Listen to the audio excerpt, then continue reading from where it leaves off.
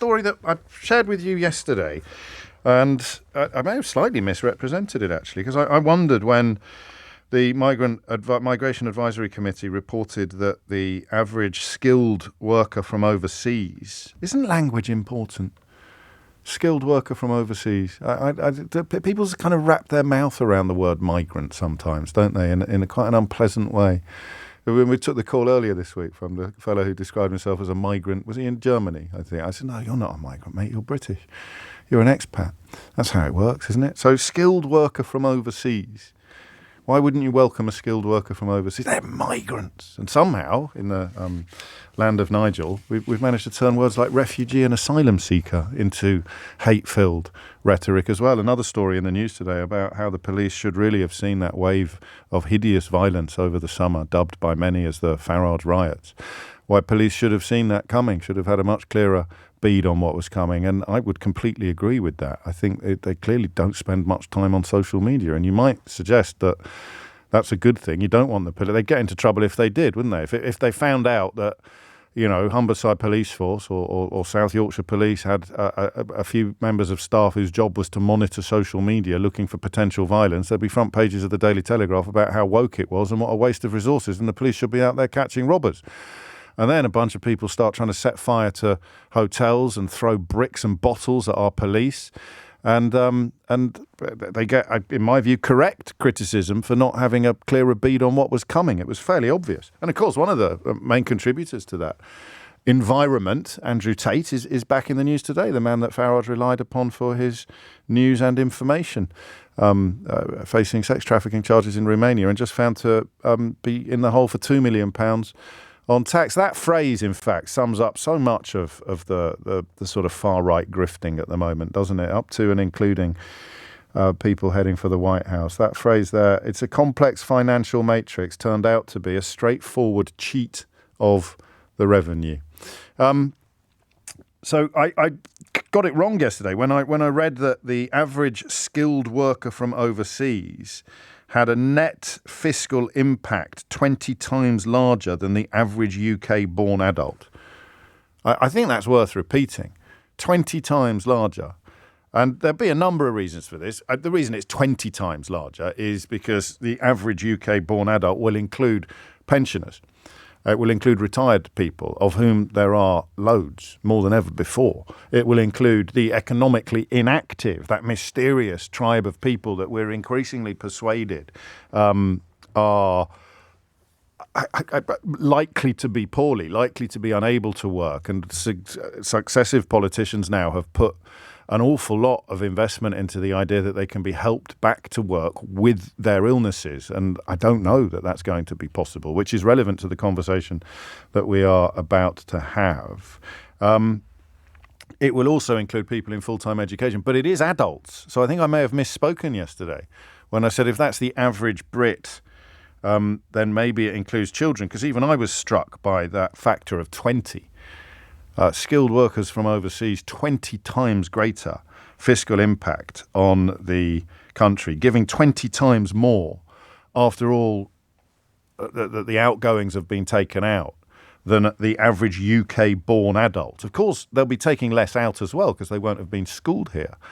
They won't have been, on the receiving end of state support in various ways that somebody born here would be over the course of a lifetime. But that is the committee advising the government on shortages of skilled labour, revealing that skilled workers from overseas had a positive net fiscal impact of £16,300, while the average UK-born adult had a positive net fiscal impact of £800 in the year to 2023. I mean, an absolutely stunning figure. As Natasha explained yesterday, the average for a UK-born worker was a couple of grand lower than the average for a overseas-born skilled worker.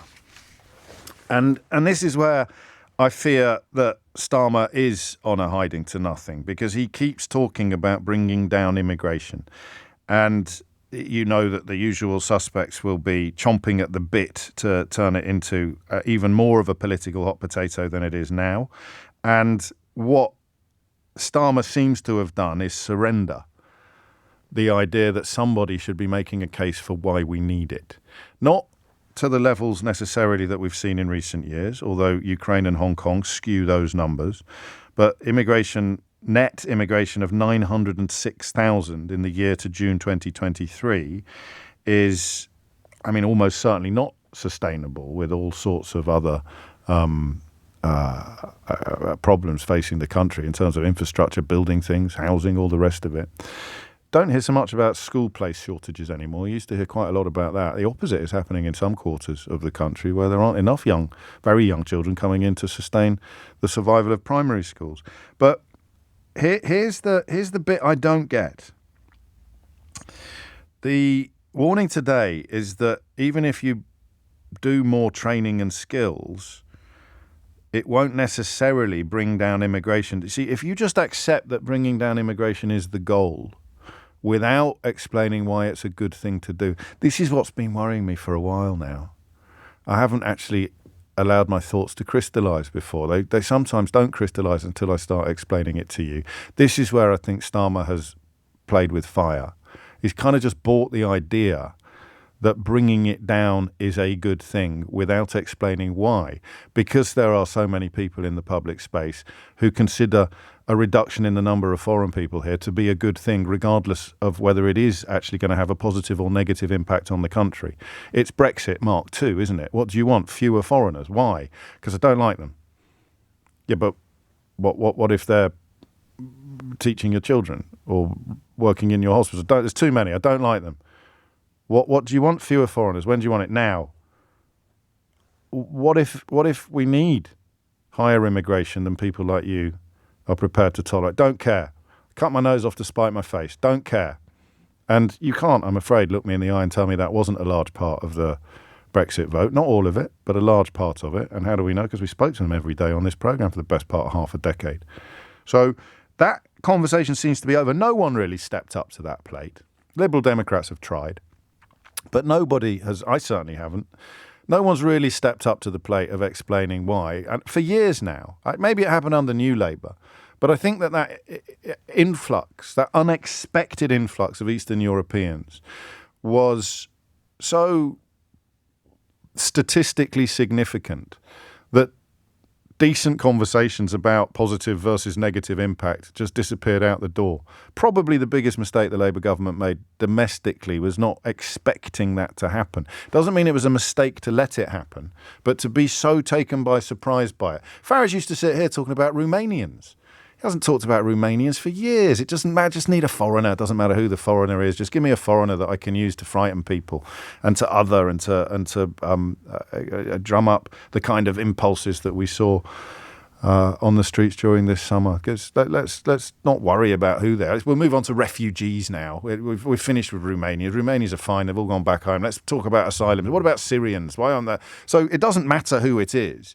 The rhetoric of foreigner is bad, foreigner equals bad. It doesn't matter whether they're working or not. It doesn't matter whether they've got a genuine asylum claim. It doesn't matter whether they've been forced to come here in a small boat because the Tories have shut every single safe route that they could otherwise have employed. So it doesn't matter. It's indiscriminate hatred of foreigners that has gripped the country since 2016, and gripped large parts of the country since 2016. And nobody's fighting on the other side. And historically, you'd expect the Labour Party to do so. But I think 2019 finished that off. I think that the perception of the Labour leadership in 2019 played into the hands of Boris Johnson and his mates. Farage, of course, removing himself from the equation in many, many constituencies to grease Boris Johnson's passage into Downing Street. And that so-called red wall vote, who had bought the idea that foreigner equals bad, that immigrant equals bad. And that's where we are now, is that Keir Starmer is playing on that field where immigrant equals bad. I don't know how clearly this has been pointed out. I don't know whether you agree with me, but that's a really dangerous thing for him to be doing because he can't win on that territory, not in power. Only a heckler can claim that they'd get rid of even more foreigners. Only somebody on the sidelines can say, we're going to reduce it even more. You saw what happened to the Tories. Successive Tory prime ministers, when they kept promising to put numbers on it without ever explaining why it was a good thing. You get the lazy rhetoric, we can't, the country's full. Where are we going to put them all? This, that and the other. But you don't actually get the explanation of why reducing these numbers would be a good thing. And then when you turn to people like the Migration Advisory Committee and look at the detail of what is likely to happen if there were some sort of mythical success here, if they were to decimate the net immigration numbers, if they were to get it down into the tens of thousands, nobody ever stops to wonder what would happen. Because the debate is now defined by the people, like the man who rang me during Brexit to say that he'd voted to leave the European Union because there were too many brown faces on the tills in his local Tesco. It doesn't matter about whether or not Tesco needed them. They were just too brown for him, or too Romanian for him, or too French for him. That's the offence of these people. That seems to me to be the territory that Keir Starmer is accessing when he talks without detail about the determination to reduce immigration. You still get Kemi Badenoch say, why won't he put a target on it? Why won't he put a figure on it? But in fact, for people who think that immigration is a necessary and welcome facet of a functioning society, he's frightening enough when he talks about the determination to decrease it, to reduce it, without telling us why it's a good thing. So, and the answer is votes. The answer is that he has, or the people around him have decided that the battle is lost. The battle to describe immigration as a good thing, the battle to make the case for the necessity of relatively high immigration in a country with a rapidly aging population, life expectancy not increasing as much as it was until austerity kicked in, of course. So maybe they'll bring the retirement age back down, just to return to the conversation we had in the last hour. Don't hold your breath, whatever you do. So it's gone. The debate is over. The Labour government is talking as if reducing immigration is a good thing, regardless of the consequences, which is why the committee's report today is so interesting, or yesterday is so interesting, because even if you train up UK workers, which is one of the things that they always talk about, and now Starmer is talking about it, why can't we train our own? Well, who are you going to train? What are they doing at the moment? And who's going to do what they're doing at the moment if you train them up to do something else? I think the single most important element of these conversations are the ones that have now disappeared from the space entirely. And it's what happens if people stop coming. What happens if we succeed in making this country so unwelcoming that people don't want to come here to do the jobs that we are not ourselves prepared to do? And I don't know who's best to answer that question. I mean, in the first instance, employers. 0345 606 0973. Starmer has given up. You know, you can tease me all you want for not being critical of him enough or not holding his feet to the fire enough. On almost everything he's done, it's far too early to take a view. It's far too early. I'd rather have a normal person being imperfect than an abnormal person doing disgusting things. You don't have a Suella Braverman in Starmer's cabinet. You don't have I don't want to focus exclusively on female politicians because it might sound a bit misogynistic, but you don't have, who are the worst men from well, you don't have a Boris Johnson, for God's sake. You don't have people doing absolutely disgusting things and lying about them, but it's perfectly possible that the Labour government is going to mess up royally and that a lot of its boats are not going to come in. But what you don't have now is any honesty at all in the conversation about immigration. The government has asked the committee to monitor key sectors where skills shortages have led to surges in overseas recruitment. That's already happening. And I don't see any evidence of the skills shortages diminishing, which means the overseas recruitment will continue. And you end up being hoisted by your own petard because nobody ever stops to talk about whether it is necessary, let alone a good thing or a bad thing. And then, of course, I don't know if it's fair to describe these people as Faragist, but you can start shouting really loudly about illegal immigration. But illegal immigration is not having anything like the impact on the country that you think it's having, because these people are not able to access an awful lot of the services and support, unless you're talking about refugees and asylum seekers, of course, 70% of whom will have their applications processed successfully in this country. Illegal immigration isn't affecting the economic health of most people. It just creates a dangerous black economy which is more detrimental to the people in it than it is to the people out of it. The 9 million economically inactive people may be more interesting, because I think we'll find that half, if not more of them, are really ill. So we're going to have to keep bringing workers from abroad. And yet the political discourse now seems to almost unanimously accept that we have to bring the numbers down. So what happens? What happens? How hard? Let me do this two ways. Okay, the first question is, God, you're absolutely right. I don't know what happened to me. Rees-Mogg, Honest Bob Jenrick, there's loads of them. So what happens what happens to your business or your school? What happens to you if this theoretical future occurs in which immigration has been brought down into the tens of thousands? Because lots of people think they want it. Maybe I'm wrong. Maybe you can explain to me how it will have a brilliant effect on the country to have millions and millions of economically inactive people who were born here and no people coming here to fill the jobs that they can't or won't do. Because if you think about it intelligently, it sounds like a recipe for disaster, doesn't it? 0345 6060 973 is the number that you need. Talk to me also, the second bit of it. God, of course, and Gullis as well. There were loads of awful people.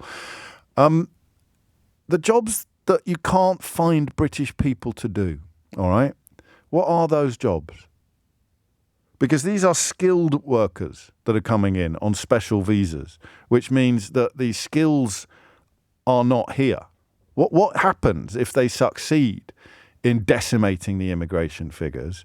And what are the jobs that you cannot fill with British-born people who are, of course, currently contributing on average a 20th of what a skilled worker from overseas is contributing to the economy? All right, so I've gone on about this. It's quite a long introduction because I wanted to crystallise my own thoughts and I wanted to be clear about what the question was. I hope it's not too vague, the question.